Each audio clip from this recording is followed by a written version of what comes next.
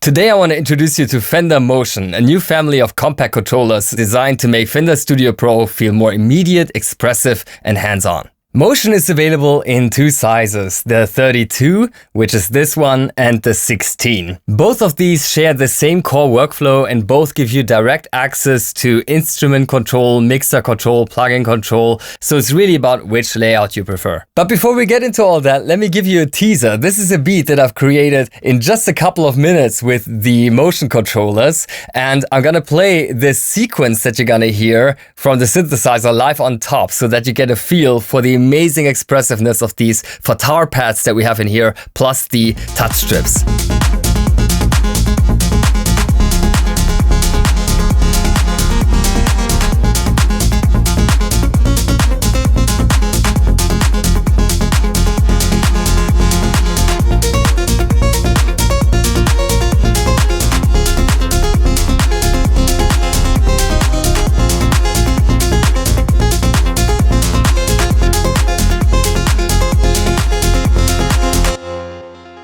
Motion is designed from the ground up to cover a huge part of the Studio Pro workflow directly from the hardware so you can stay focused on the music. Smart, context-aware pads adapt seamlessly between drums, melodies and chords or sequences, while navigation arrows and illuminated encoders tell you immediately where you are and what you're controlling without having to double-check with your computer display all the time. The plugin mode assigns all parameters of any plugin directly to the instrument, and if you want to change that, it's super easy. You just select any parameter in the plugin and then use the hand tool at the top left to just drag that to whichever encoder you want to have mapped on your Motion. And once that is assigned, this is remembered globally across all of your songs. And thanks to this awesome display here, you always know what parameter you're currently controlling, so you never have to do any guesswork. And then in mix mode, you can control levels, solo and mute all directly from Motion. I'm gonna show you all of these areas properly throughout the series, but one thing that I really wanted to mention first is that Motion is all about creative expression and having fun.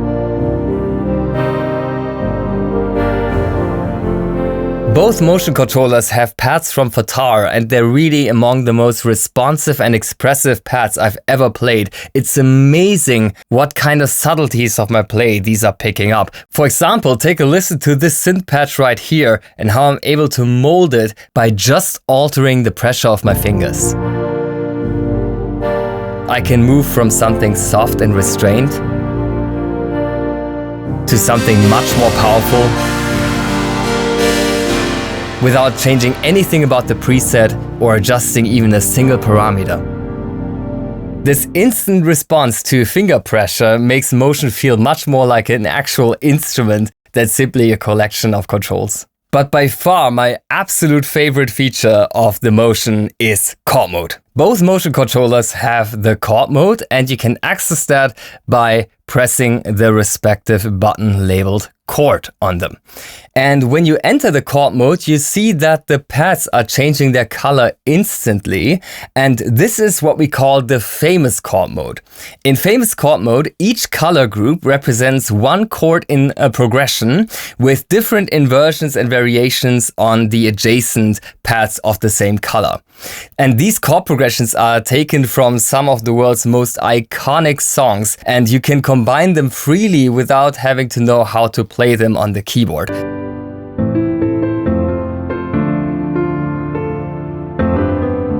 And my favorite part is what happens when you play these chord progressions here and then you trigger one of the adjacent variations or inversions of that chord. Because traditionally what you would expect is to hear a simple re-trigger of the note.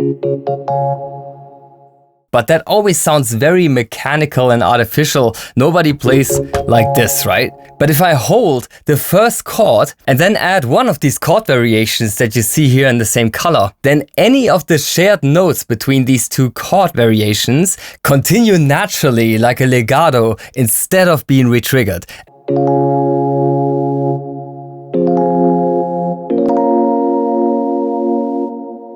And this creates such a natural voice leading that's so much smoother. And you can even do strumming of notes now, which is just mind-blowing. The second chord mode, which you can toggle to by turning the encoder on the Motion 16 or pressing here on the Motion 32, is called simple mode. In simple mode, we're taking the selected scale and then add diatonic chords on top of each of the pads. And the options that you have here include triads, suspended chords. So this might sound simple at first, but especially when you combine them, and this is why I would recommend you to get 2 motions if you can, then you could have one of them set to triads and one of them to suspended chords, and then play them together to create truly massive soundscapes. Now, what completely sold me on the Motion is that they come with dedicated MIDI in and out ports here on the back, which means that I can now also send these fantastic chords directly to my analog synths behind me and finally make them sound the way they were always supposed to sound.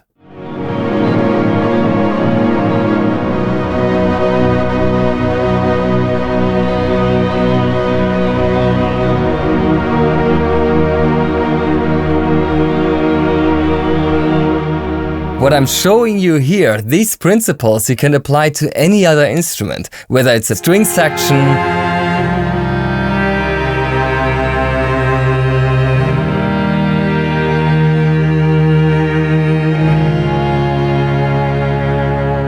or whether it's an EDM track with an arpeggiator behind it.